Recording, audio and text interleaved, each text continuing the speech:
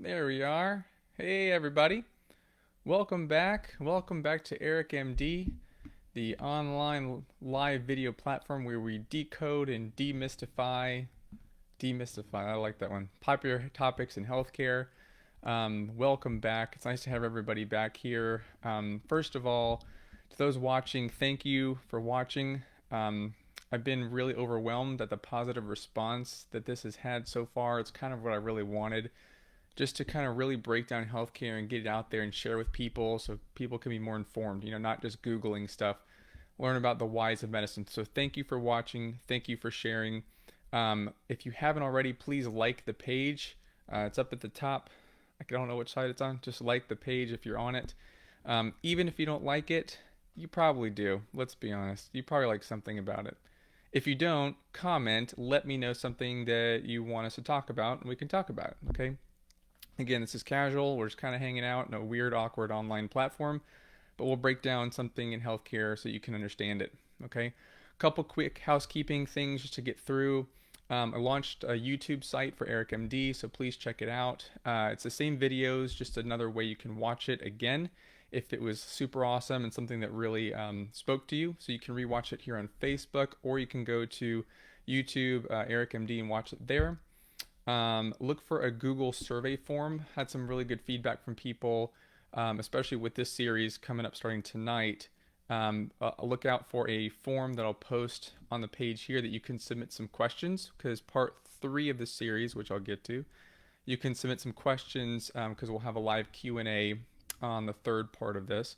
Also, I was encouraging people to post some comments on what you want us to talk about, but if you're uncomfortable posting it live, if it's something you think is a little strange, you can submit it on the online form. It's a little bit more confidential to let me know what you want to talk about.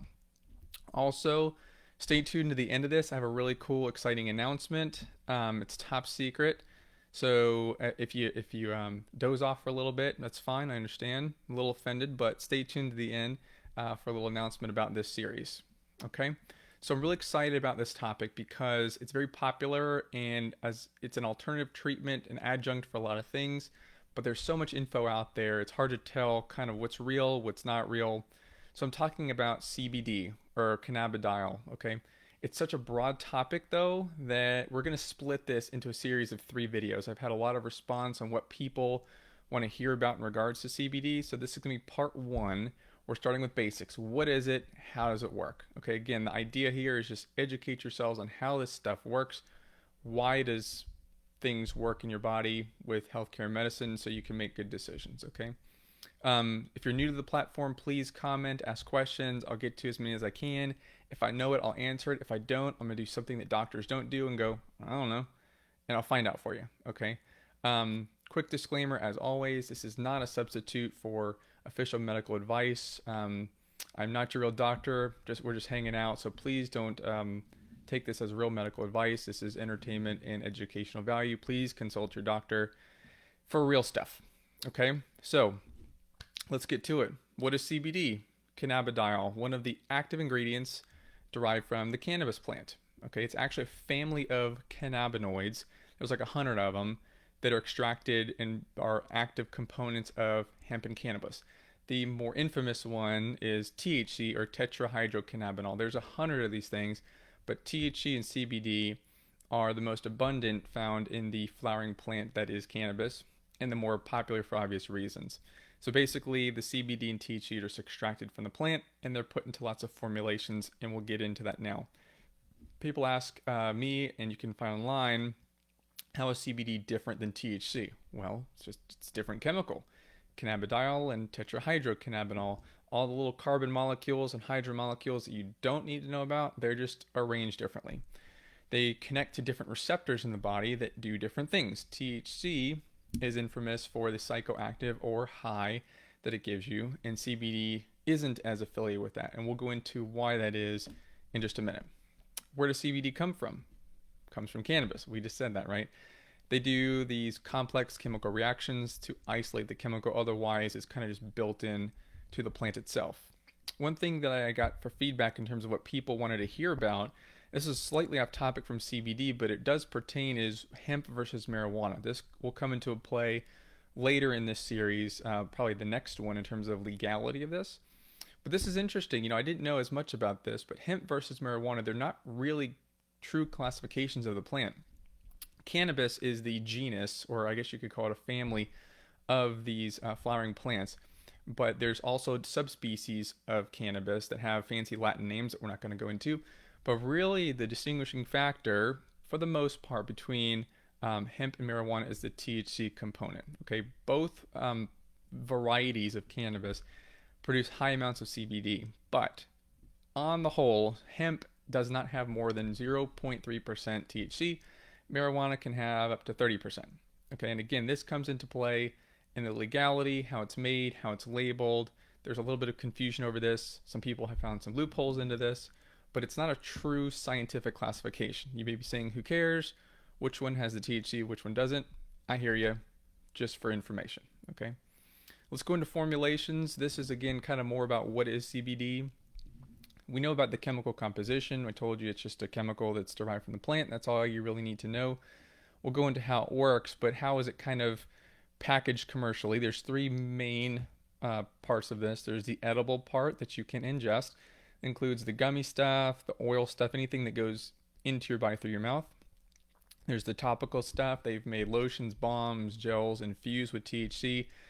We may go into a little bit how that works because there's receptors on your skin for CBD, but does it really get into that joint where the arthritis is, or just kind of get absorbed? Jury's out. We'll talk about that in a few minutes. Tincture is kind of interesting. If you don't know what a tincture is, it's a little bit different than the oil. It's not actually oil. They take the CBD and kind of dissolve it in a type of alcohol. What that does is it kind of pulls out the active ingredient, preserves it a little better. And interestingly enough, the tinctures, by and large, with some exception, aren't quite as strong percentage-wise, or if you do the chemical reactions, they're not quite as strong, but they're more bioavailable. Bioavailable. Okay, break it down. Bio, body, biology, available. Hope you got that one. It's more available to your body to use. So there's some experts that say the tinctures may be actually anecdotally a little bit more potent because even though they're a little bit weaker, they're more available. So they're around more to help you out. Okay, so that's what the tincture is. Let's get into the nitty gritty. How does it work? It has to do with the endocannabinoid system. Endocannabinoid, and that's okay. Endocannabinoid. Let's break that down. Cannabinoid, you can kind of get the cannabis from that, right? Makes sense. Endo, inside. Okay, so I'll give you a little background. You already have a system in place in your body of signals and receptors, right? That's how your body works. There's hormones, there's nerves. They send little chemicals, they connect to something, and it makes other cells do stuff. It tells them what to do. Signals and receptors. You can think of it like a ball in a glove, a plug in the socket. The scientific version that I think of as a neuron. Neuron's like a long wire. There we go. Long wire where a signal travels down the wire. It gets to the end. It releases these little chemicals. They travel to the receptor. The receptor gets bound a certain way. It makes the next neuron or thing, whether it's your pancreas or your brain or whatever it is, it makes it do things. Okay.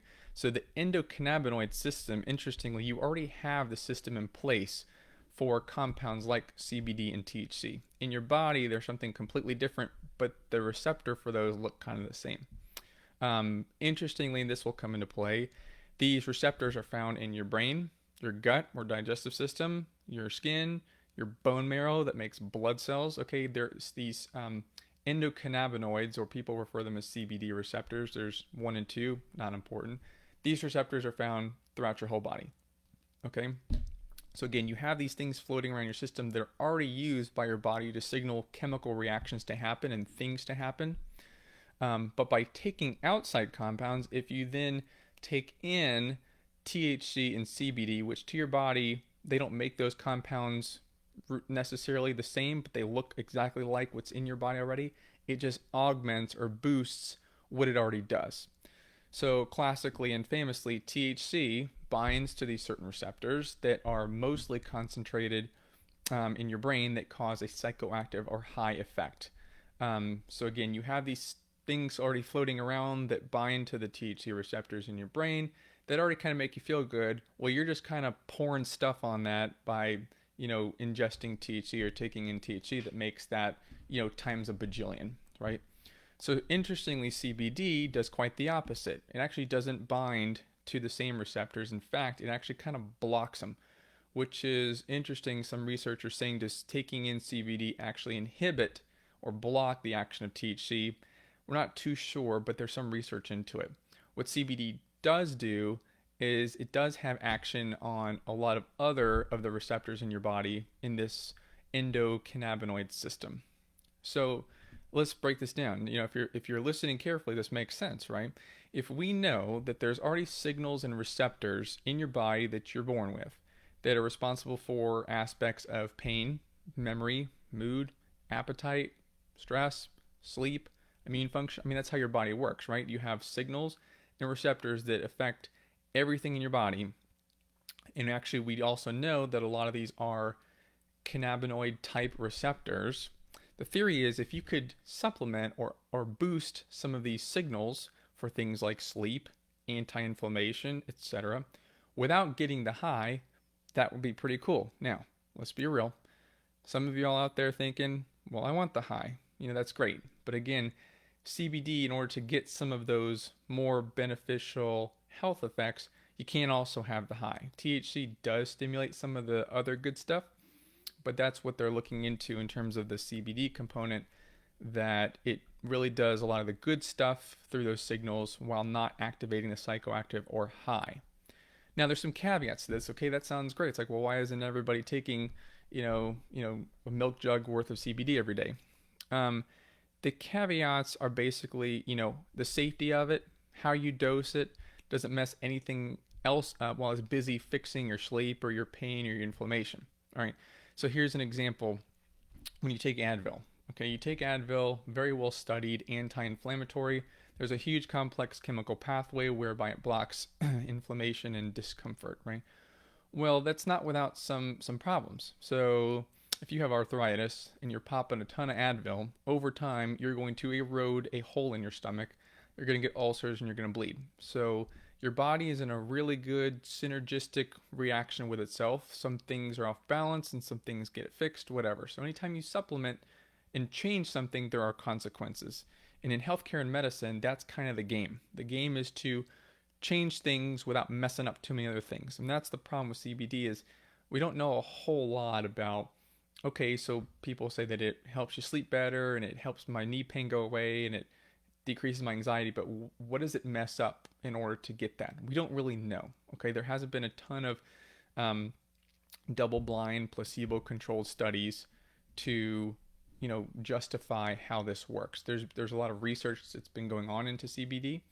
A lot of independent companies are looking into this about how it could work. But unfortunately, we don't have a lot of good placebo-controlled double-blinded studies. For information, placebo is like you give somebody the real stuff and somebody else the fake stuff, and the person evaluating it doesn't know.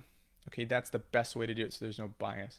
There's not a lot of that going on out there, and the FDA hasn't really approved it yet. There's some regulatory problems with it, but I think on the whole, the scientific community is really excited about CBD and what it can offer because we know the science. We know you have this stuff floating around in your system, and that CBD in general could help boost that. But how do we pick? Okay, we want CBD to help your digestion and your sleep and anxiety, but not mess with other stuff. Okay, that's where the jury's out. So I guess sometimes that's why doctors are a little hesitant to go, yeah, go to the store, pick up a couple bottles of CBD and just have fun with it.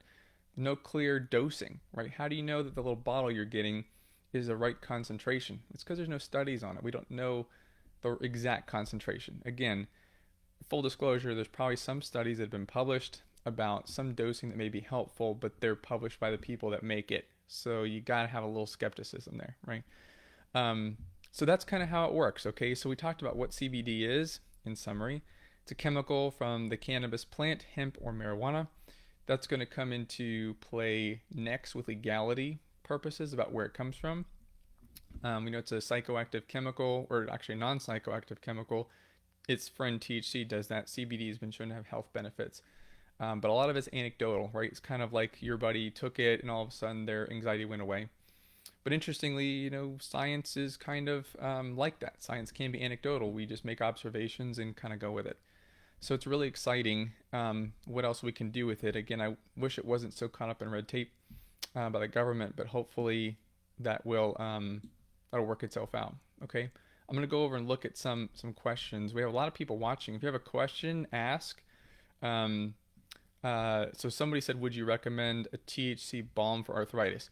So that's a great question, and I'm not going to recommend something over another because unfortunately, I can't make a recommendation officially here. But um, that's kind of what we're talking about in terms of understanding. So think about that for a minute. So for example, you have these CBD receptors in your skin. They've shown they're kind of all over, right? You have them in your joints and your bones and your skin.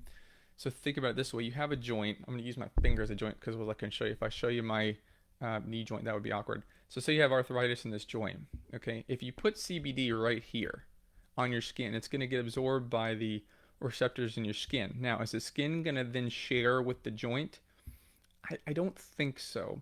Is it going to be absorbed by the skin and then travel throughout the whole body? Potentially, and then therefore decrease the pain in the joint? Possibly. Again, let's go to the Advil analogy. Why is it that if your shoulder hurts, you take Advil and only the shoulder pain goes away? Well, actually, it doesn't. It decreases inflammation everywhere. Okay, by taking it in, it gets released through your bloodstream and it decreases inflammation throughout your whole body. You just happen to feel that your shoulder pain went away. So that's why the balms, I'm still not sure the efficacy or if that really works because again it gets absorbed by your skin for sure. So if you have skin pain or other problems with your skin, sure, the science says it has receptors and it'll absorb the CBD right into the skin. But does the skin kind of take the CBD and say, oh, joint, you want some of that, and sprinkle it onto the joint? I don't think that's what happens. So I think it gets absorbed through your skin into your system and may then treat some arthritis pain. So the question is, could you just rub balm right over it, or is it just as good as taking it by oil droplet under your mouth? They may have done studies about that. I don't know. But again, that's why we're going through this to see what does the science really say. I see, how do you know how much to take? I don't know. Same thing. There's not a lot of published studies. Depending on who you go to, if you go to this store or get this compound from this company, they may have a recommendation. I think some doctors are trying to figure out how much to give certain people, but truthfully, full disclosure, friend to friend here, I don't know. I don't know how much to give.